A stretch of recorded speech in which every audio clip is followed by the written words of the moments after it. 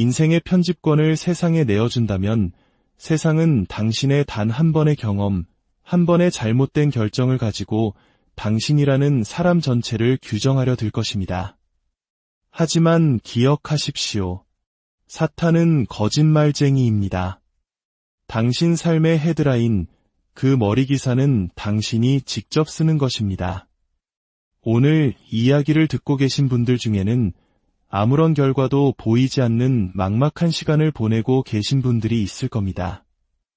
아무런 성과가 보이지 않을 때 당신이 자신의 상황을 어떻게 바라보고 평가하는지는 당신의 믿음이 어떠한지를 그대로 보여줍니다. 눈에 보이는 표면적인 현상에만 의존한다면 우리는 하나님께서 예비하신 기회를 놓치게 될 것입니다. 지금 당신이 시험을 겪고 있다면 그것은 좋은 신호입니다. 하나님께서 당신을 더 큰 축복의 자리로 옮기기 위해 준비시키고 계신다는 증거이기 때문입니다. 당신의 슬픔을 기쁨으로 바꾸실 시간이 다가오고 있다는 뜻입니다. 그러니 우리는 그 과정 속에서 신실한 믿음을 지켜내야만 합니다. 오늘 우리가 함께 나눌 이야기에 귀 기울이시기 전에 이 메시지가 당신의 마음에 울림을 준다면 공유를 통해 이 희망의 씨앗을 주변에 나누어 주십시오. 구독과 좋아요는 저희가 하나님의 은혜가 담긴 이야기들을 계속해서 전하는 데 큰 힘이 됩니다. 이 말씀을 듣는 모든 순간 당신의 삶에 하나님의 평안과 축복이 가득하기를 기도합니다. 제가 아주 어렸을 적 10대 시절에 저희 집을 방문했던 한 목사님의 이야기가 떠오릅니다. 그분은 제 부모님 앞에서 이렇게 말씀하셨습니다. 제가 수많은 젊은이들을 만나봤지만 이 아이만큼 하나님의 손길이 강하게 머무는 아이는 본 적이 없습니다. 그 말은 제 평생 잊히지 않는 기억이 되었습니다. 지금 생각해보면 그 목사님과 저희 어머니는 제 어린 시절부터 제 삶에 하나의 긍정적인 헤드라인을 써주고 계셨던 것 같습니다. 세상에 나가 어떤 사람들의 비난을 듣든 어떤 실패를 경험하든 너의 삶은 하나님의 특별한 목적과 계획 아래 의미 있는 방향으로 나아가고 있다는 믿음의 제목을 붙여주신 것이죠. 여러분은 뉴스를 자주 보시나요? 보통 행복한 표정의 사람들은 뉴스를 잘 보지 않는 경향이 있다고 합니다. 뉴스는 한정된 시간 안에 사람들의 시선을 사로잡아야 하기에 매우 자극적이고 선정적인 헤드라인을 사용합니다. 공기 중에 에볼라 바이러스, 현실이 될 수 있는 악몽, 즐거움을 파괴하는 교황, 성탄절 전통을 짓밟다, 커피를 향한 갈망, 너무 많은 라떼가 당신을 일찍 무덤으로 이끌 수 있다. 이런 헤드라인들은 사실을 부풀리거나 왜곡하여 우리의 불안과 공포를 자극합니다. 이것이 바로 세상이 우리 삶의 사건들을 편집하는 방식입니다. 그리고 사탄은 바로 이 방식을 사용하여 우리를 무너뜨리려 합니다. 오늘 저는 이 헤드라인 만들기에 대해 이야기하고자 합니다. 그리고 우리 삶의 헤드라인을 어떻게 써 내려가야 할지 성경 속 한 인물의 삶을 통해 깊이 들여다보겠습니다. 성경 창세기에는 요셉이라는 인물이 등장합니다.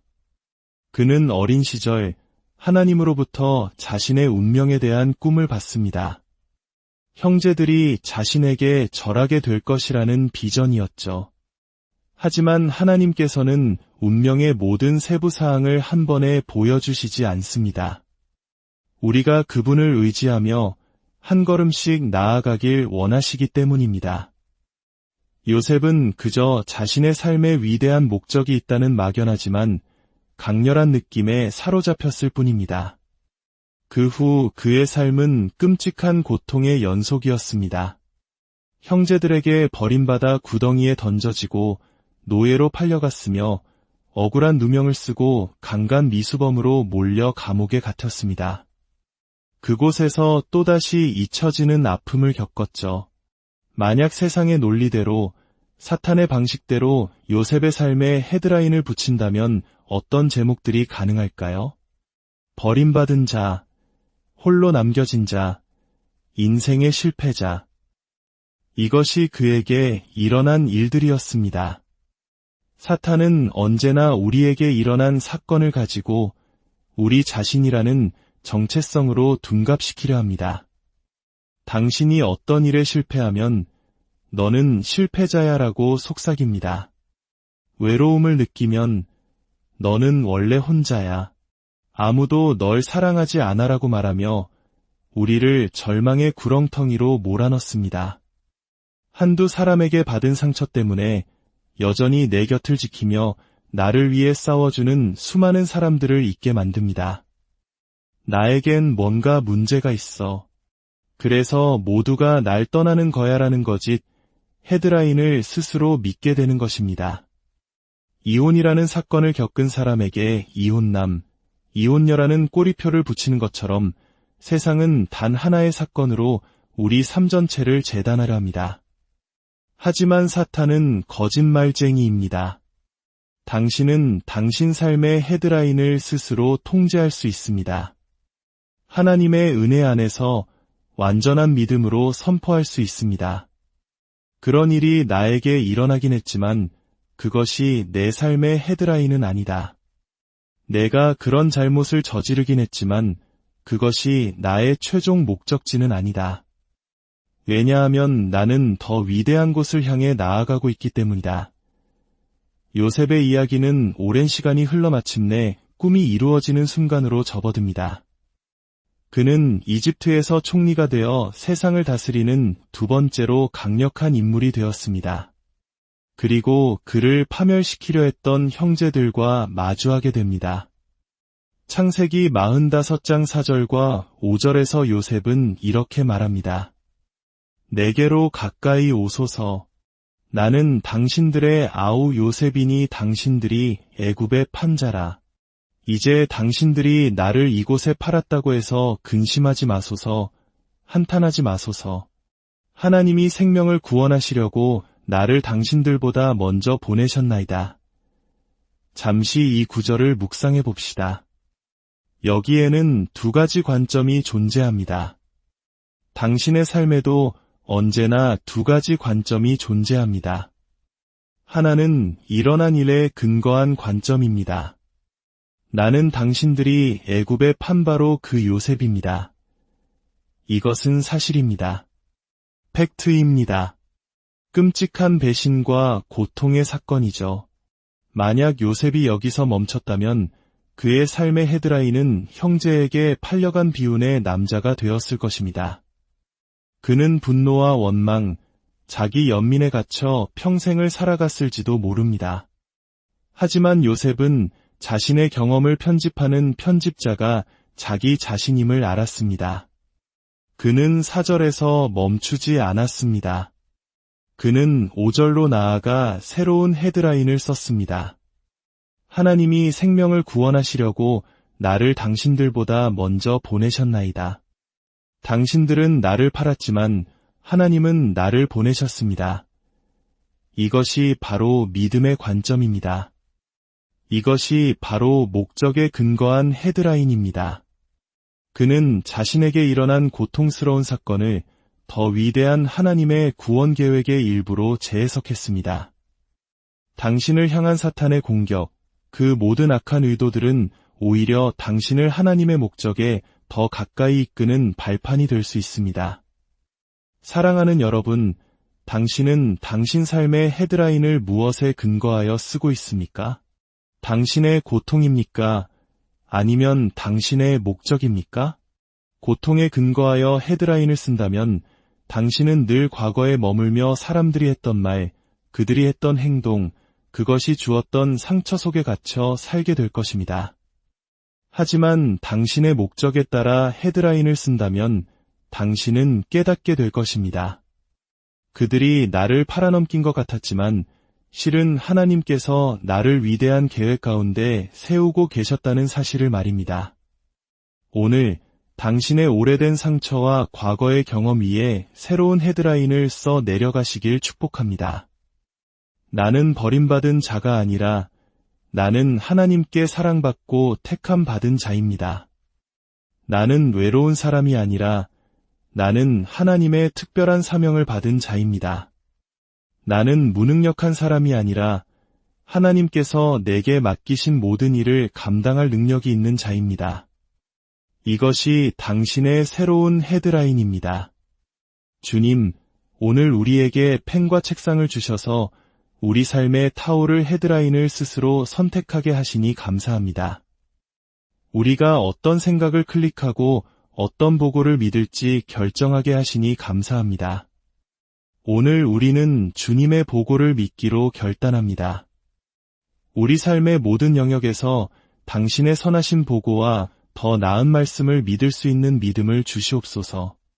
예수님의 이름으로 기도합니다. 아멘. 성경에서 약자가 강자를 이기는 이야기를 꼽으라면 단연 다윗과 골리앗의 이야기가 가장 먼저 떠오를 것입니다. 하지만 저는 그보다 더 마음에 와닿는 또 다른 인물의 이야기가 있습니다. 바로 사울 왕의 아들 요나단의 이야기입니다. 하나님께서는 때로 사람들이 기대하는 유력한 후보를 건너뛰고 아무도 주목하지 않았던 사람을 선택하십니다. 양을 치던 목동 다윗이 그러했습니다. 사무엘 선지자가 기름불을 가지고 마을에 왔을 때 사람들은 다윗을 부를 생각조차 하지 않았습니다. 하지만 당신이 당신의 자리에서 신실하게 사명을 감당하고 있다면 하나님께서는 당신을 어디서든 찾아내실 것입니다. 스스로를 증명하려 애쓸 필요도 소란을 피울 필요도 없습니다. 오늘날 우리가 사는 시대는 진입장벽이 많이 허물어졌습니다. 과거에는 앨범 하나를 제작하려면 수백만 달러와 거대 음반사의 지원이 필요했지만 이제는 13살짜리 아이도 자신의 컴퓨터로 전문가 수준의 음악을 만들어냅니다. 하나님께서는 우리 삶에서도 마찬가지로 일하십니다. 저는 오늘 당신이 스스로의 마음속에 세워둔 장벽들, 나는 할 수 없어, 나는 자격이 없어라고 생각하게 만드는 그 장벽들을 허물어뜨리는 이야기를 나누고 싶습니다. 때로는 당신의 한계처럼 보이는 것이 오히려 하나님의 능력을 드러내시는 통로가 될 수 있기 때문입니다. 사무엘상 13장 22절을 보면 이스라엘이 블레셋과의 전쟁에서 절망적인 상황에 처해 있음을 알 수 있습니다. 싸우는 날에 사울과 요나단과 함께 한 백성의 손에는 칼이나 창이 없고 오직 사울과 그의 아들 요나단에게만 있었더라. 온 이스라엘 군대 중에 무기를 가진 사람은 단 2명, 사울 왕과 요나단 뿐이었습니다. 자원도, 무기도, 희망도 바닥난 상태였습니다. 모두가 절망 속에서 주저앉아 있던 어느 날, 요나단은 자신의 무기를 든 젊은 병사에게 말합니다. 가자, 우리가 저 할례 받지 않은 자들의 부대로 건너가자. 그는 아버지인 왕에게 알리지도 않았습니다. 저는 이 요나단의 주도성을 사랑합니다. 그는 패배감에 젖어 현실에 안주하지 않았습니다. 그는 하나님께서 무언가 해주시길 기도만 하며 앉아있지 않았습니다. 그는 먼저 행동했습니다. 승리하는 삶을 위해서는 3가지 I가 필요합니다. 바로 주도성, 분명한 의도, 그리고 혁신입니다. 요나단은 패배를 숙명으로 받아들이지 않고 먼저 승리를 향한 발걸음을 내디뎠습니다. 그는 명확하게 블레셋 부대로 건너가겠다는 목표를 세웠습니다. 그리고 그는 무기가 단 2자루뿐이라는 최악의 조건 속에서도 포기하지 않고 가지고 있는 것을 최대한 활용하여 승리를 만들어냈습니다.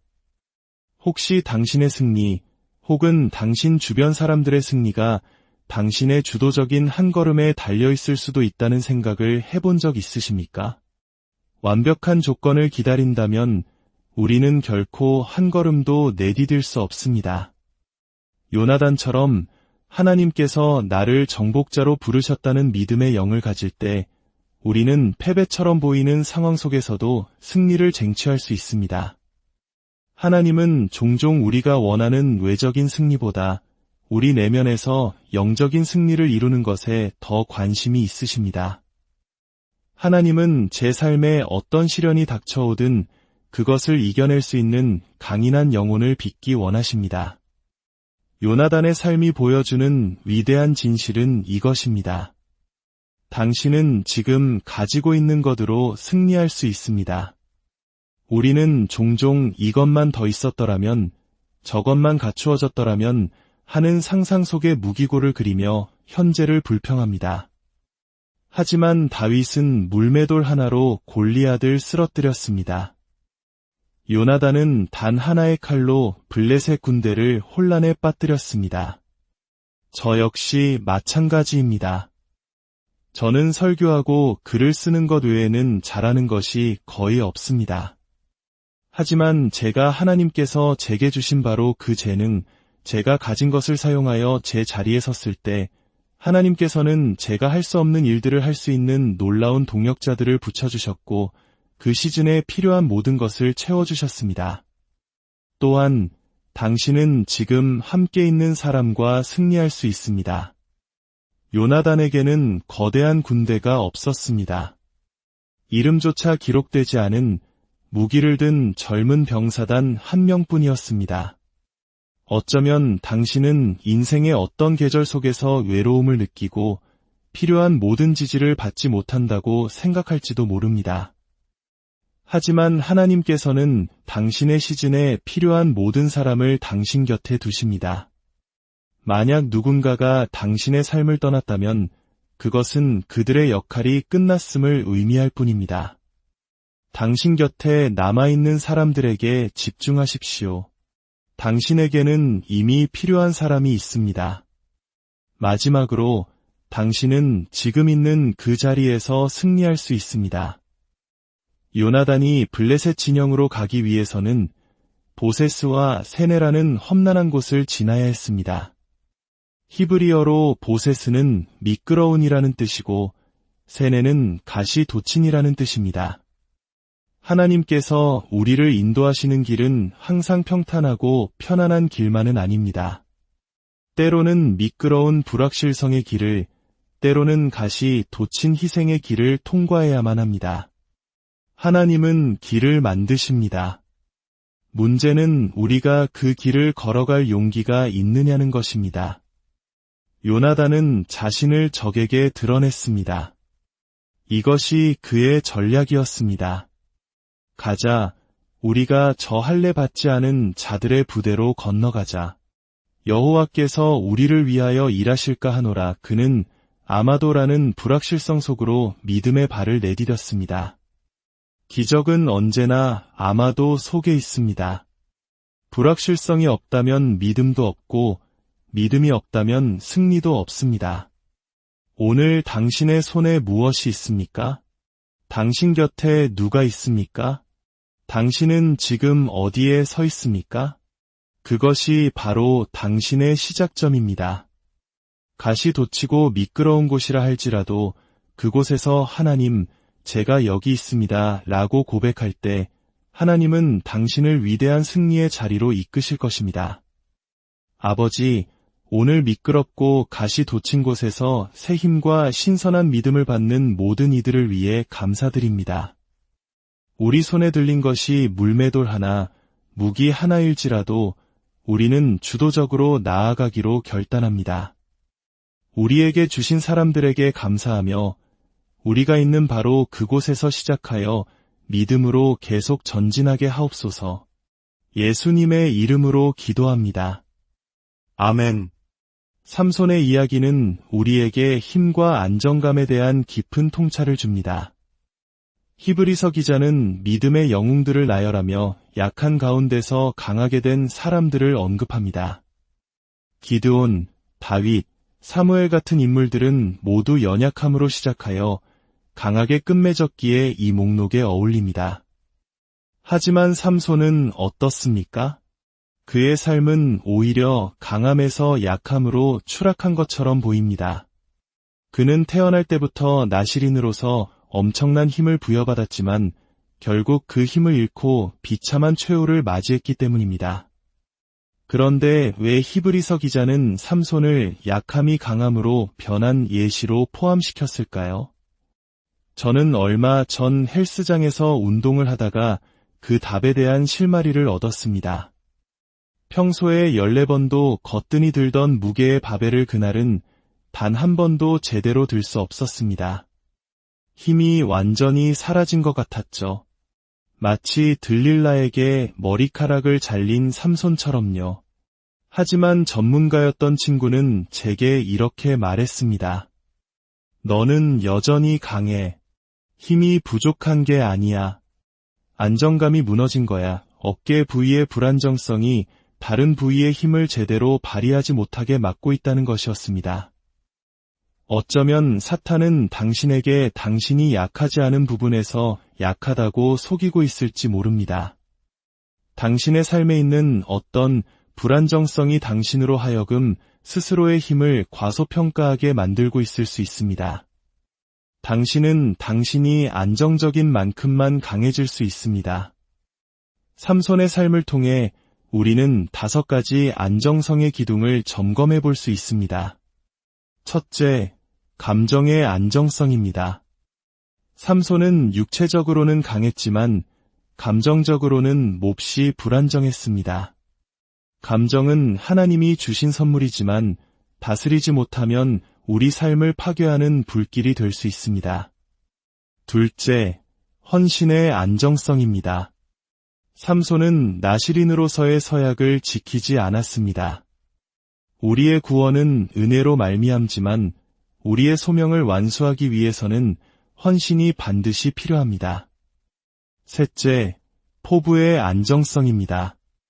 삼손의 삶에서는 자신을 넘어서는 이대한 목적이나 야망을 찾아보기 어렵습니다.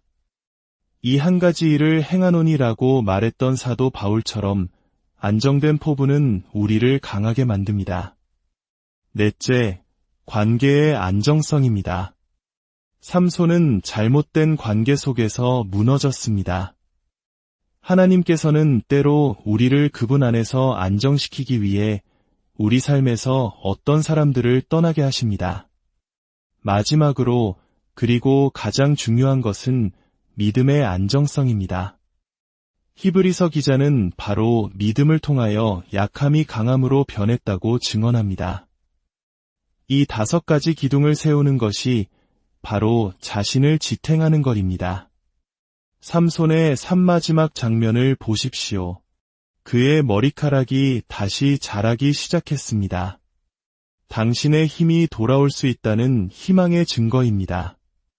블레셋 신전 기둥 사이에 선 그는 이렇게 외칩니다. 이 신전을 버티고 있는 2 중앙 기둥을 만지게 하여 그것에 의지하게 하라. 그리고 그는 2 기둥에 몸을 기대고 자신을 지탱했습니다. 그가 자신을 지탱했을 때 그의 힘이 돌아왔습니다. 그는 마지막 힘을 다해 기둥을 밀었고 신전은 무너져 내렸습니다. 성경은 그가 죽을 때 죽인 자가 살았을 때 죽인 자보다 더욱 많았다고 기록합니다. 그는 삶의 마지막 순간 자신을 지탱함으로써 약함을 강함으로 바꾸어냈습니다. 사랑하는 여러분, 자신을 지탱하십시오. 하나님께서는 당신을 위한 위대한 계획과 잠재력을 심어두셨습니다. 하지만 당신이 믿음 안에서 스스로를 안정시키기 전까지는 그분의 진정한 힘을 경험할 수 없을 것입니다. 믿음을 통해 하나님은 여전히 약함을 강함으로 바꾸십니다. 하나님 아버지, 오늘 이 말씀을 듣는 모든 이들의 삶에 믿음을 불어넣어 주시어 보이지 않는 것들의 실체이신 주님께 자신을 굳건히 지탱하게 하옵소서. 그리하여 우리 안의 약함이 주님의 능력으로 강함으로 변화되는 기적을 체험하게 하옵소서. 예수님의